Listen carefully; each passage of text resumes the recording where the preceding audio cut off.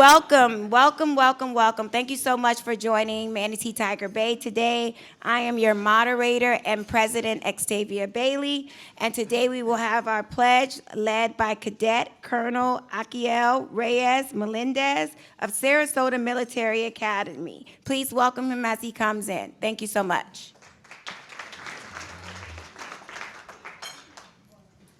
Good morning, everyone. If you could please put your hand over your heart as we do the pledge. I pledge allegiance to the flag of the United States of America and to the republic for which it stands, one nation, under God, indivisible, with liberty and justice for all. All right, thank you. You may have a seat. Please give him another round of applause.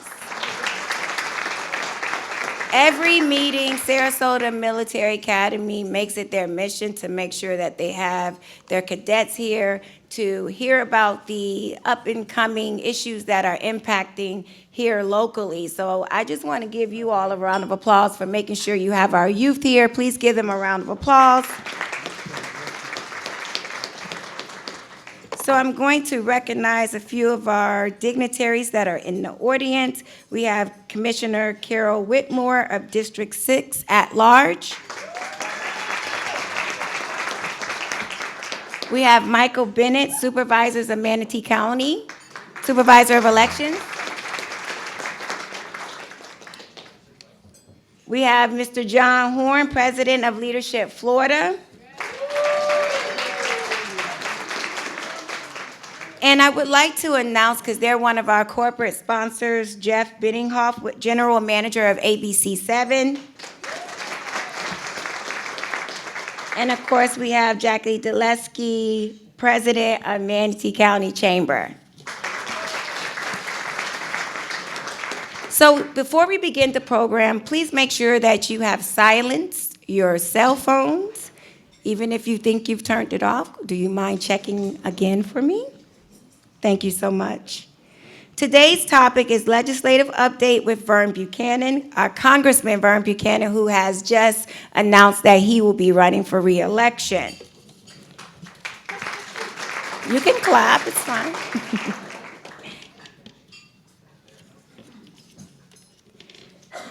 U.S. Rep. Vern Buchanan is the co-chair of the bipartisan 29-member Florida Congressional Delegation and currently serves on the powerful Housing, Ways, and Means Committee, which has jurisdictions over tax policy, international trade, health care, welfare, Social Security, and Medicare. A self-made businessman, Buchanan understands that America's economic strength flows from its entrepreneurial spirit and pro-growth, free market policies. He currently sits on the prestigious Joint Committee on Taxation, a small group of the most senior tax writers in Congress. Buchanan previously served as the chairman of the Tax Policy Subcommittee and played a key role in the passage of sweeping tax cut bill. Since coming to Congress in 2007, Buchanan has had 26 of his legislative initiatives signed into law. These accomplishments include reforms to the military training procedures, confronting the drug epidemic, helping Americans save for retirement, strengthening Medicare, improving the U.S. foster care system, and measures to stop animal cruelty.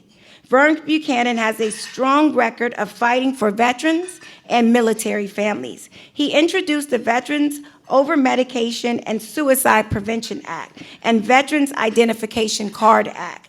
A husband and father, Congressman Buchanan lives in Longboat Key, Florida, with Sandy, his wife, of more than 40 years. Vern and Sandy have 2 grown sons, James and Matt, and 8 grandchildren.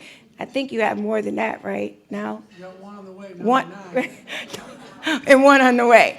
Please welcome our Congressman Vern Buchanan.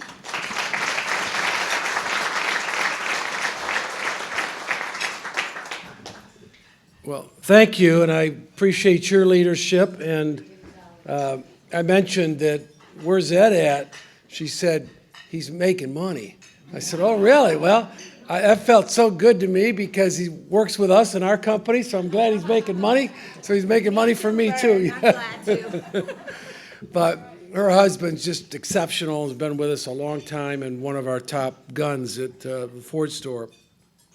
Let me also just thank, we've got a lot of friends in the room, but I did want to just mention a couple. Carol, we came in together, and we pledged together, so to speak, in terms of public service. I want to give her a special round of applause. She's always been for me day one, and anytime something comes up, she'll say, oh, I put a little note down for you. And that's gone on for like 16 years, so I got to give her a special recognition. And I do want to just mention John Horn, his lovely bride.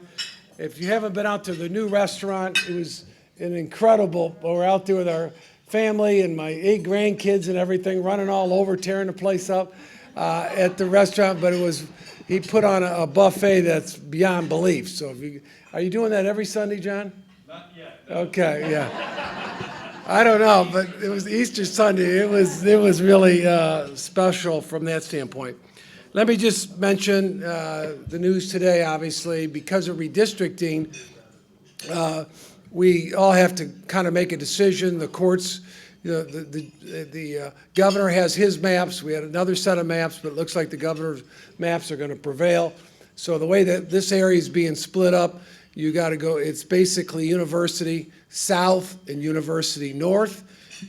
So South would go Sarasota. It would also go down to Charlotte County and part of even Lee County. And then in terms of going north, it's all of Manatee and up to Hillsborough, all the way up to Brandon. So it was an easy decision for me. I selected Manatee. Okay? And, people say, why one over the other? They're great. Wish we had Sarasota and Manatee together, but I wouldn't be here if it wasn't for Manatee County and Charlie Wells.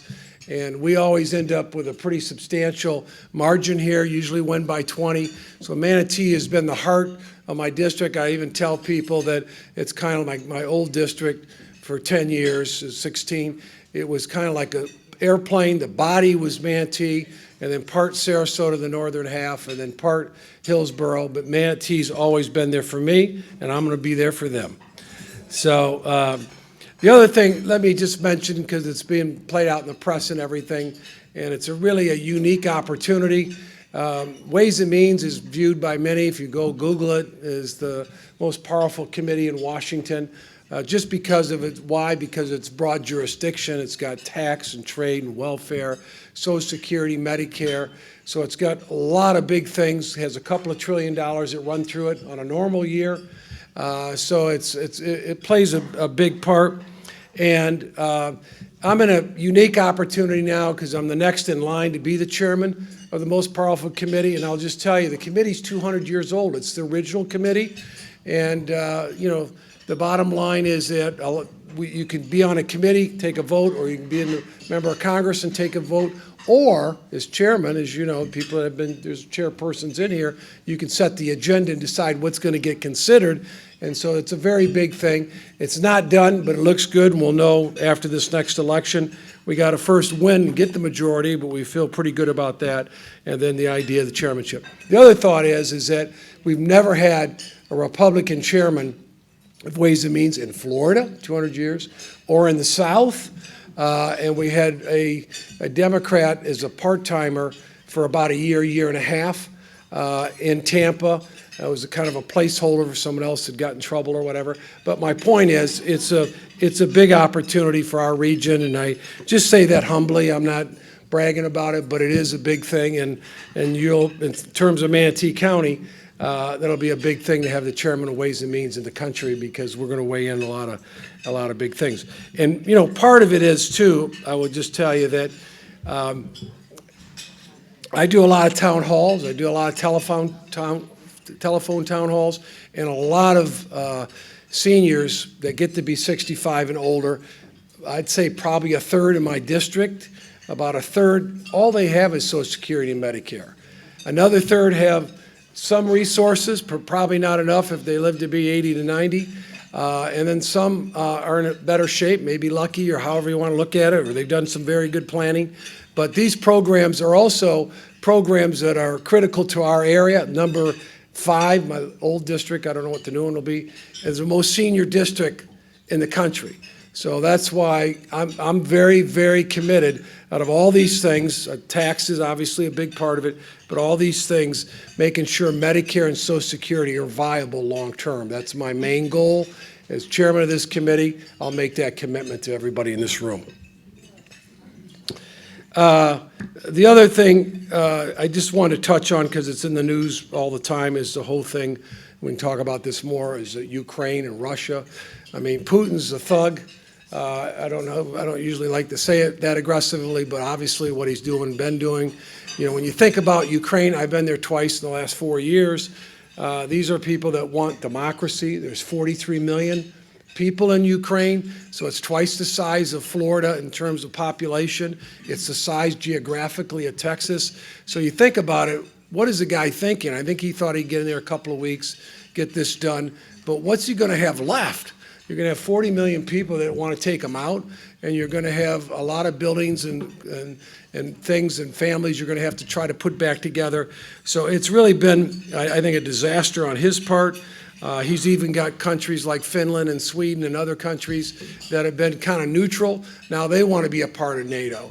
So it's a big deal. I think he's miscalculated, and you can't have a guy running around not dealing with it more aggressively. Now, why don't the U.S., I think, do more? I think we could have done more with sanctions and everything up front, but the other side of it is, and this is the thing I think, that some people are concerned about, is they do have nuclear capability. It's not like Iran and North Korea. Yeah, they have some capability, but to go down that road, there's some of us old enough where you had to get under a desk and everything when you were younger. So there are some concerns about that, but we are trying to do everything we can, but I do think the administration could have been a lot more aggressive earlier from that standpoint. You know, everybody has a reason why they go to Washington. Mine was, you know, a couple of things. One was they were running that year $130 billion deficit.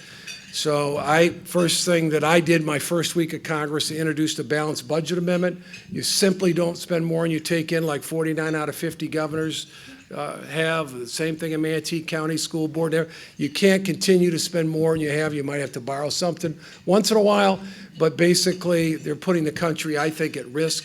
We've gone from $3 trillion to $30 trillion, and I think at some point it ends badly if we don't find a way to turn it around. I'm very committed to trying to do what I can now, ideally with a new position, is bring some common sense.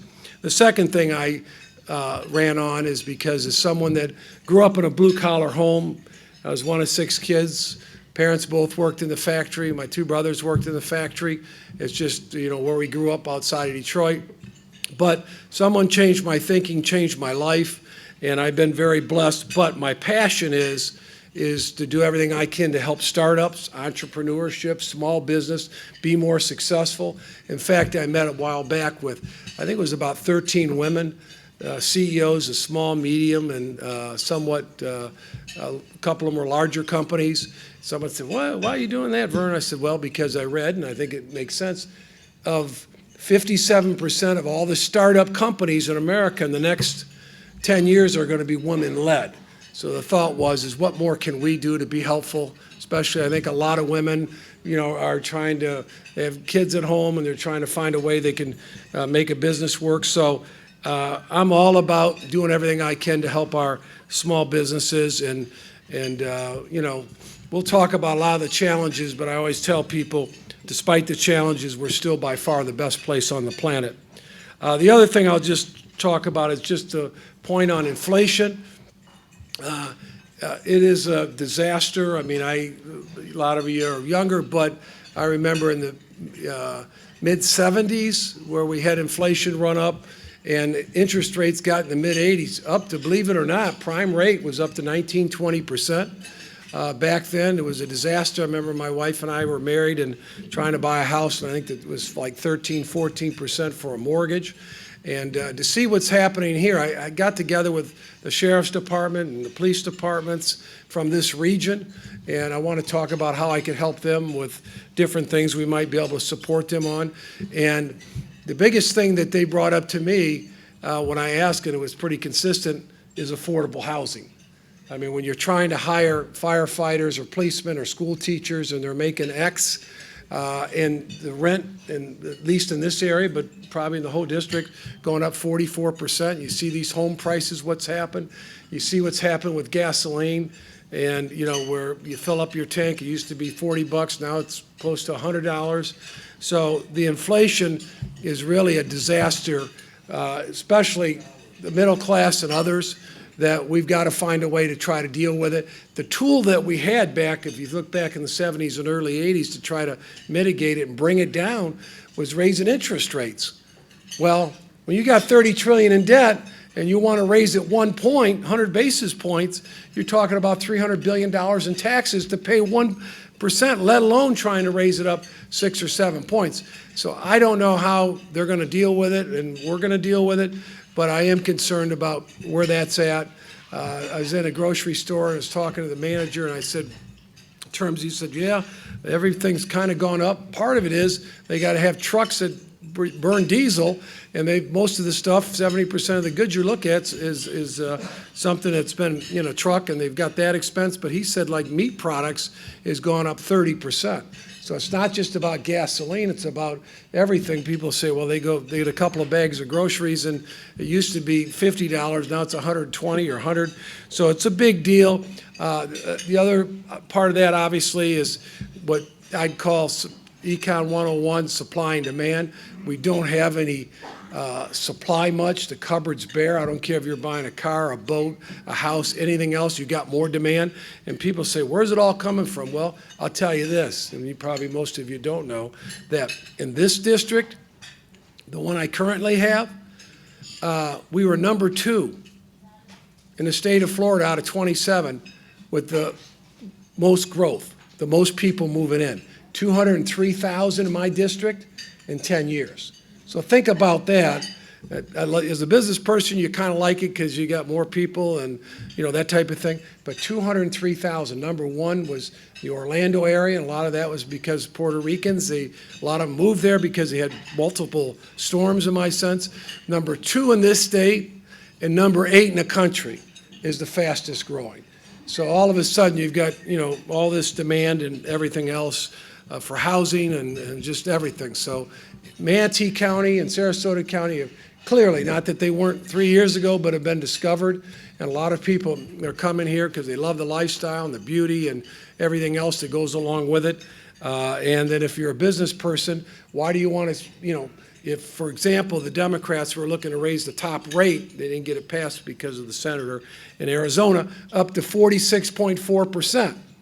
Not just individuals, but on business, medium-sized businesses. But if you're from New York, New Jersey, and California, thank God it didn't pass, you would be up at 61%, because most businesses are what they call pass-through businesses, subchapter S or LLC. John knows what I'm talking about, and a lot of you do. But that is a big deal in terms of just inflation. And looking at inflation is a tax. Someone said, well, geez, I got a pay increase last year of 10 or 12%. Well, it's been eroded. And, you know, they look at the inflation, many times you see a number at 7.5%. That's nationally. What is it locally? It's over 10.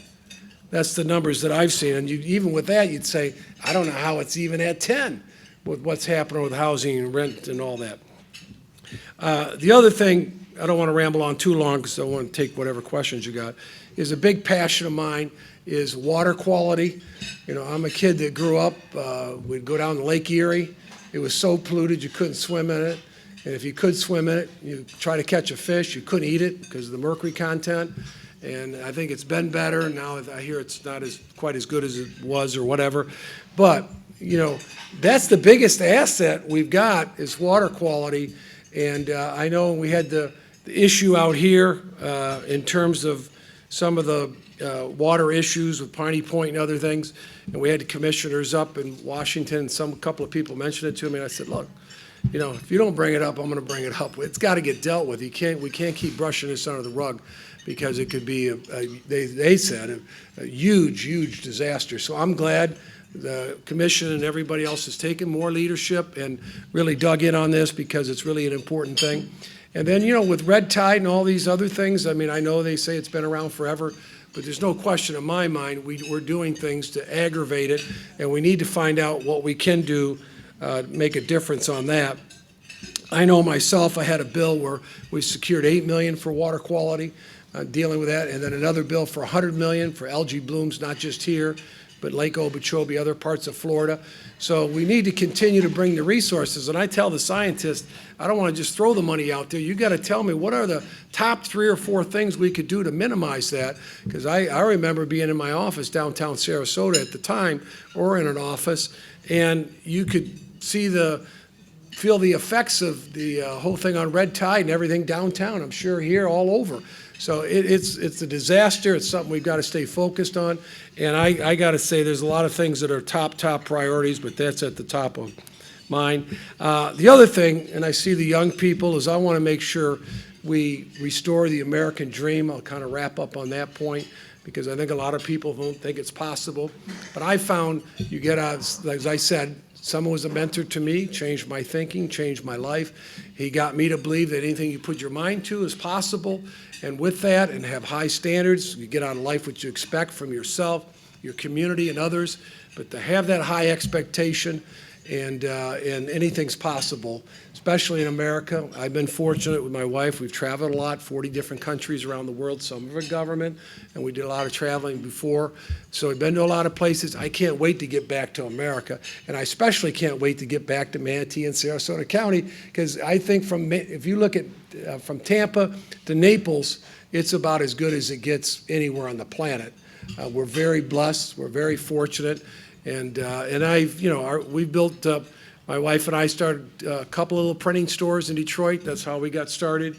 Went from 2 to 840 states, and then sold that to Merrill Lynch, moved to Tampa in 1990. Then we got into the car business, never been in the car business, and we did a roll-up and headed 25 car dealerships. So I thought a blue-collar kid, in the Detroit suburbs, anything's possible. And that's what I want to do, everything we can to help our kids and these young kids to set higher standards and higher goals. And if someone tells you can't do it, you need to get a new friend. And that's really the key. You want people that encourage you. And that's what happened to me. I had an encourager. I had someone keep pushing me. And finally, I got it after a while. And he gave me a book called Psycho-Cybernetics when I was like 40 or 45 years ago. But it just said whatever you set your mind to, you have the visualization and affirm it, and have a way of trying to affirm it. Anything's possible. And that's what's worked in my life. And I've been, like I said, my wife and I have been blessed. We've got 8 grandkids, and it's real exciting just with 2 sons. I'm glad they married 2 nice Catholic women, because that makes a difference that way. The other thing I'll just tell you is in terms of, I grew up in a Catholic neighborhood, so I was Lutheran, okay? But everybody had 6 kids, and everybody was Catholic in my neighborhood. So they got it from that standpoint. That's all positive and good. But I will tell you one other cute story. I was down a while back at an event in the senior living facility. And so I just went in to give them a little bit of an update and some of their thoughts. Get ready to go in there, and they're all sitting there waiting for me. And the gal that's, invited me was telling me, "Hey, Vern, look, I want you to go meet Martha."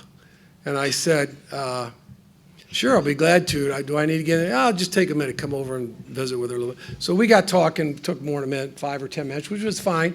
Very sharp, very coherent. And then the gal's with me, she says, "Ask Martha how old she is." I said, "It's not nice to ask a woman how old she is. I'm not asking her." She just blurts out, "I'm 108.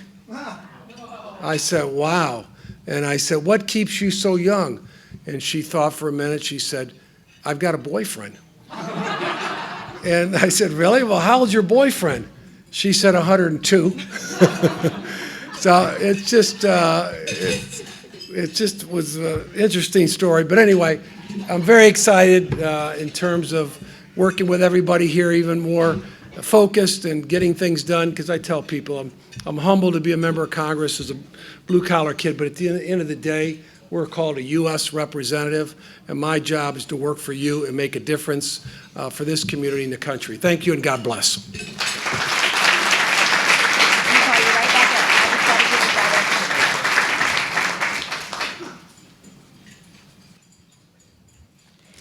Thank you so much, Congressman Vern Buchanan. Please give our congressman another round of applause, please.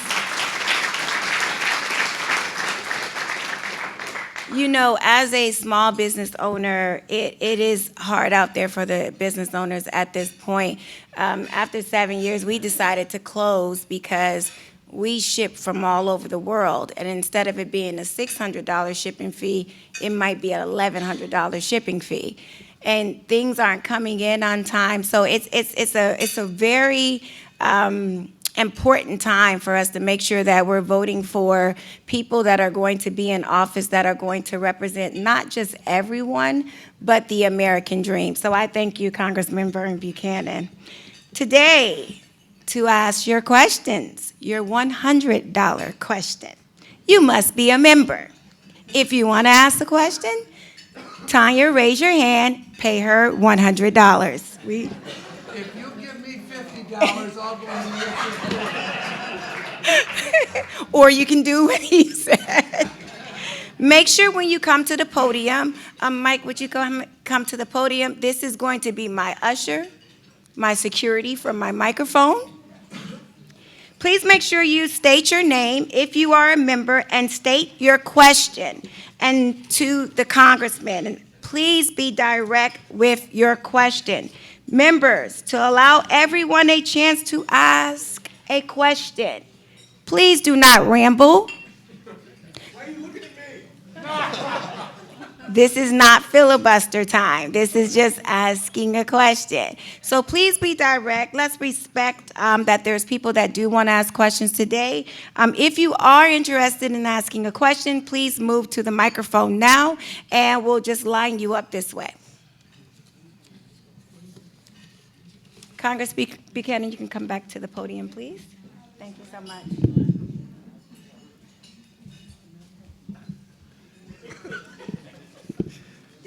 Paper, Glenn? My credit card didn't go through, so I brought the 50. So however you want to do it, we can do it. I give that 50 to her. Well, Good job. Good job. First of all, I want to thank you for coming here. You've been a big supporter of veterans. And the question that I'm going to have, a few years ago you wrote that the VASH vouchers were mismanaged and several thousand went unused every month. Hopefully that's been fixed. We're in a process of putting 100 transitional housing in the jail here. We have no more VASH vouchers. We're stagnant with the amount of VASH vouchers for Manatee, Sarasota County. We have hundreds of homeless vets in need of them. My question to you, when I work stand down this Saturday, the Sarasota Fairgrounds, and they come to my booth and say, I'm qualified for a VASH, there aren't any, can we give them hope? What would be your answer? Thank you. Any veterans you talk to that need help, we have an office right downtown Bradenton. I'd ask them to come in. We'll work with them. We'll try to, there's a lot of veterans that don't take advantage of the benefits they've already earned. Sometimes they just don't know about them. Right. But I would encourage any veteran to come down, meet with us. Sally's here in the room. We've got a good team of people in Manatee County. So we'll put them with our veterans person and do everything we can. And then normally by dealing with our office, a lot of times the fact that I get active and get involved, especially in the veteran stuff, but all of it, is that it get to the top of the stack in terms of the VA. Okay. So, and I was on the VA for 4 years. So it's at the end of the day, we need more VASH vouchers. Yeah, I agree. We'll take care of that. Hi, I'm Jane Filesticker, and I am a member. First, I want to thank you for your work on behalf of animal welfare. I think that's an issue that is near and dear to the hearts of everyone, Republican or Democrat. And then I would like to ask you, you have a reputation for working across the aisle, and I'd like to ask what initiatives you're working on or plan to work on that involve cooperation between Democrats and Republicans. Yeah, the guy who's the chairman of our committee, Richie Neal, he's a Democrat from Massachusetts. I take him to dinner, we visit, we talk about what we can get done. The Congress has always been, I say always, most of the time has been 90% a divided body. I tell Democrats, I said, look, we're all Americans. let's find a way we can get to yes where it makes sense. Water quality is one area. You mentioned the whole thing on animals. I introduced the bill that I led in terms of, with a Democrat, in terms of torturing animals. It's the first federal law that'll make it, ideally, depends on the level of intensity and all that, will make it a felony. So we have done a lot of things together. I co-chair the Bicycle Caucus, and because I believe in exercise and all that, but transportation, the whole thing in terms of any of the water quality things that I talked about, we do a lot in that. And then a lot of the stuff in terms of small business and retirement. I know the current chairman, he's very, very big on retirement. So we encourage saving, especially with small businesses that can.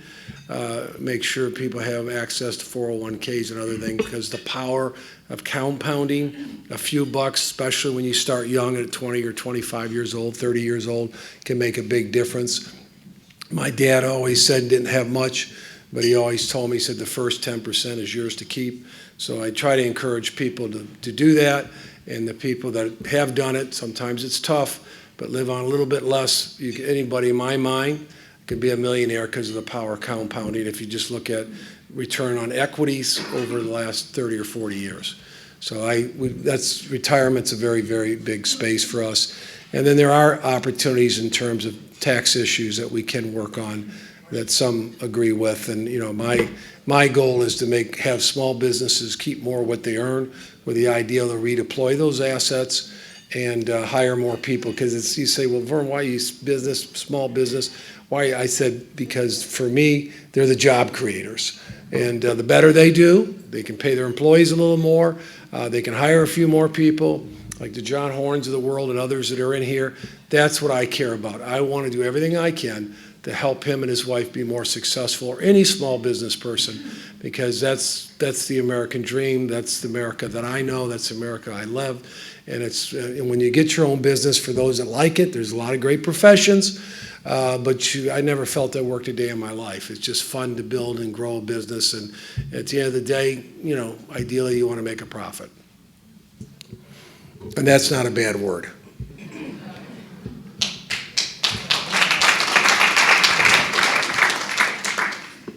Hi, I'm Liv Coleman. I'm a member of Humanity Tiger Bay and professor of political science at the University of Tampa. And as a political scientist and as an American citizen What did you say? No, I'm just kidding. I heard that. Go ahead. As an American citizen who loves our democracy, I thought January 6, 2021 was one of the most horrifying and ominous days of my life. And I can only imagine what it was like for someone who was actually at the Capitol that day. Mm-hmm. And so I was wondering, why didn't you support the independent commission on January 6th? And what have you done since this time to protect our democracy and prevent threats like the insurrection from ever happening again? Well, let me say, I hear what you're saying. I was there. I seen what was happening. I voted to certify. So I've caught some heat over it, but I did what I thought was the right thing. And because I think states should have that power. Do I think there's some fraud? There's always some fraud. But I think in terms of, voting and things in general, I think Florida did a hell of a job. I think we got two of the best supervisors of elections in the area that I have a lot of confidence in, Mike Bennett and Ron Turner. And they did tighten things up there, if you want to look at it that way. So I think it's a little bit better from that standpoint. But we've got to bring more civility and in terms to it. I just think, someone said to me one time, his top 5 things that why he was successful as a CEO of a big company, the first thing at the top of the list was be nice. And so we've got to find a way to work with each other, give everybody the benefit of the doubt. Everybody has entitled to their opinions, but at the end of the day, we're all Americans.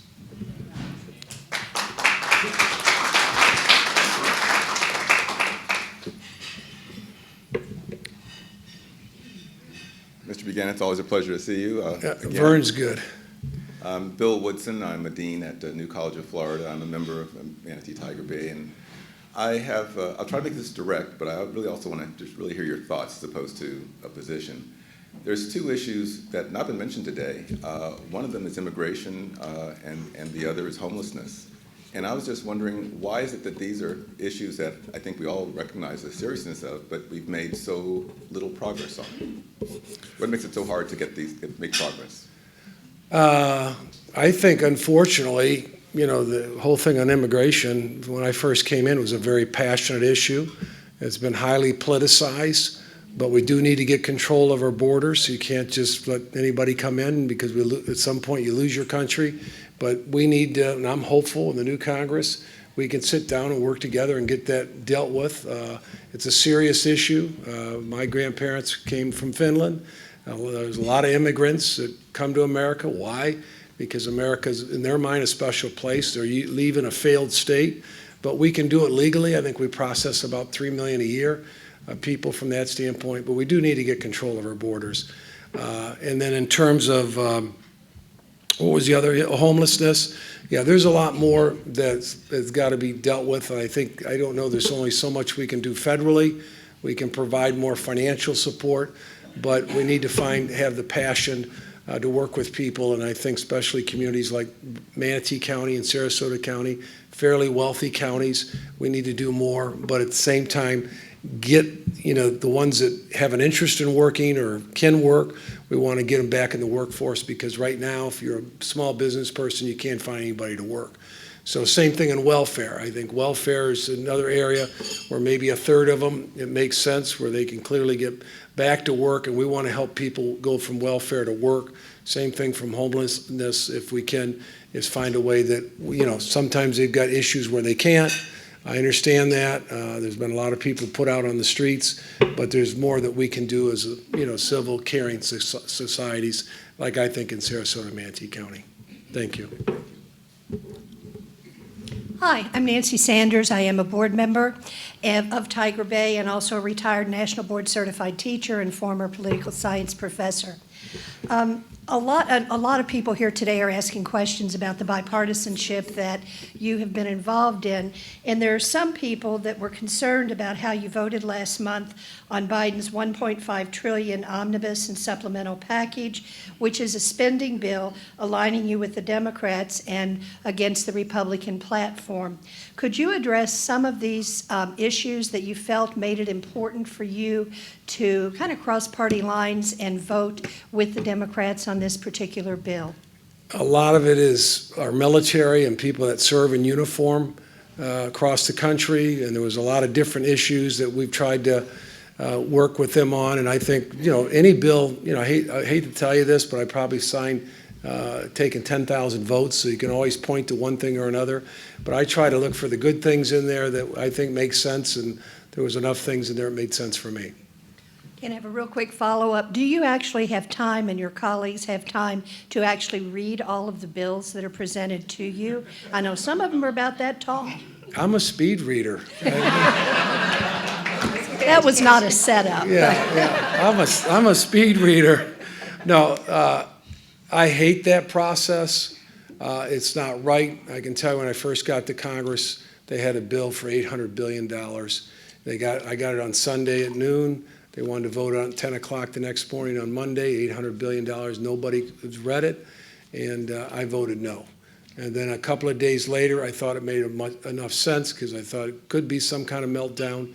It was basically recapitalizing a lot of the banks and institutions, like Merrill Lynch was going to go out and other companies were going to go out. But a couple of days later, I looked at it. There was enough risk in terms of Main Street and everything else. I did end up supporting it. We got all our money back plus interest. Doesn't always work that way, but that was an important one. But I agree with you. I think they say we're supposed to have 3 days, but a lot of times they just put it on the floor and you got to vote up or down, and it's not the way things should be done. And the bills are too damn complicated. There's too much in there. When you get an 800-page bill, are you kidding me? It should be on a couple, 3 pages ideally. And I know some are more involved in that, but the simpler it is so people can understand and read it themselves, or at least have a condensed version of what they're trying to do. Thank you. Doc, how you doing? Okay, how are you? It's a nice day. Look at the outside. How can I be anything but good? My name is Dr. Jim Whitman. I'm a Tiger Bay member and also a recipient of the coveted Tiger by the Tail Award. Okay. I just have a very brief question. I'd be very interested to know what your perspective is and what you think we ought to do about the international situation in Ukraine.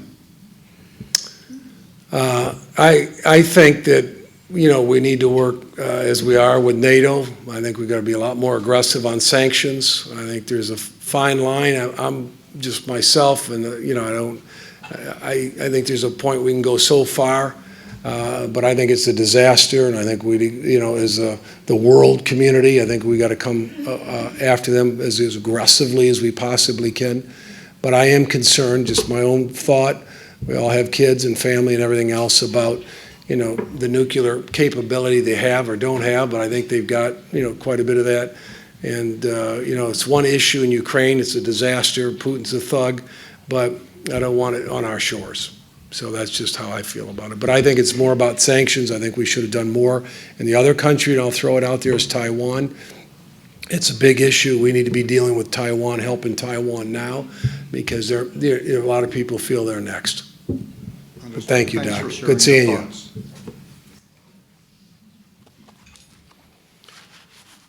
Well, thank you. I appreciate the opportunity, and I'll be around a little bit if anybody else has a question or a comment. But I'm very excited to focus even more on Manatee County and help you with the issues of the day. Thank you, and God bless.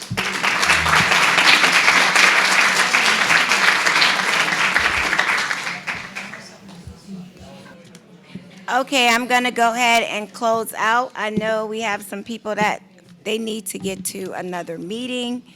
Thank you for attending the luncheon. Thanks to all of our speakers for being here today. Nancy, can you come forward really quick? This is my scholarship committee chair, and I just want her to say a couple words so we can address that for the dinner. Stavia's taller than me. Yes, I, as a former educator, I thought it was really important to work with Xtavia and the Tiger Bay Group to get a scholarship established, and we are going to be offering our first scholarship this year. The presentation will be made at the annual dinner next fall, and we're still working out all of the details. You will be notified of those soon. Members will receive membership notices. If you're not currently a member, watch for it in the press. We'll have some announcements there, and perhaps through the chamber and a few other places. So, and anyone can donate to the scholarship. We are a 501c3 nonprofit organization, so you are welcome to give money to Xtavia, and we will make sure that it gets to a couple of students that are working very hard in Manatee County, and it will be available to all Manatee students who are attending college, trade school, professional school, so that anyone who wants to go beyond their actual work in high school will have the opportunity to have the funds to make that happen. So more later. Hey, can I add? Yes. I want to give $5,000 to the fund. Mm-hmm. Thank you.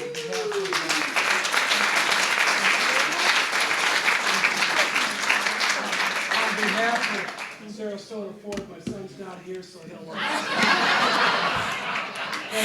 And I'll go pick up the check from Matt.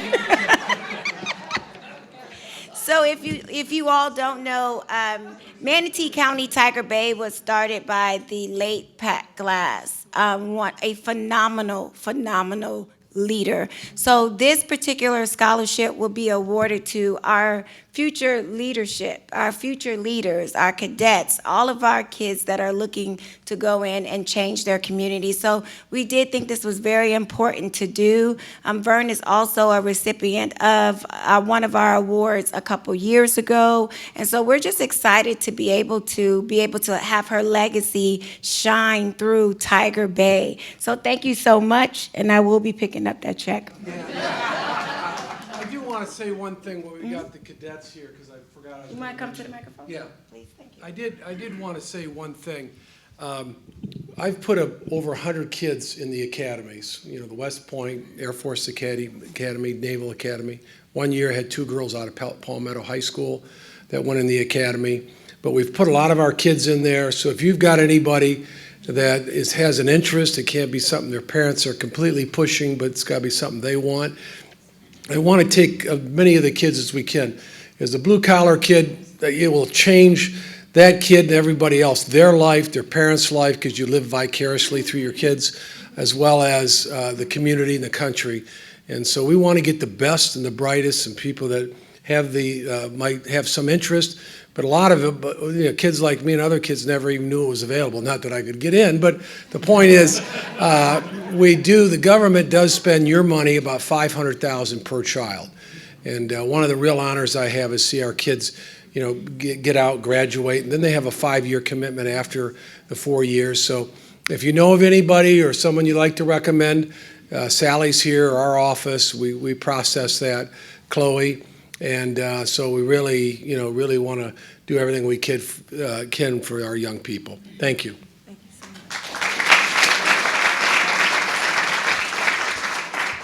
With that being said, thank you so much. Our next luncheon will be held on May 26th. We will also have the legislative update. We will have our representatives coming in and one of our senators just speaking about, and then we'll be going into our campaign, our debates for this year to make sure that we're bringing forth.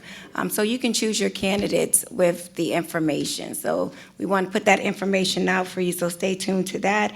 We invite you to become a corporate, nonprofit, or individual member. You can go to Manatee Tiger Bay to become a member. Also, members and guests, if you know someone who might be interested in the upcoming topic, please make sure you notify myself. If you are interested in submitting topics and speakers, you can also submit them to Tanya.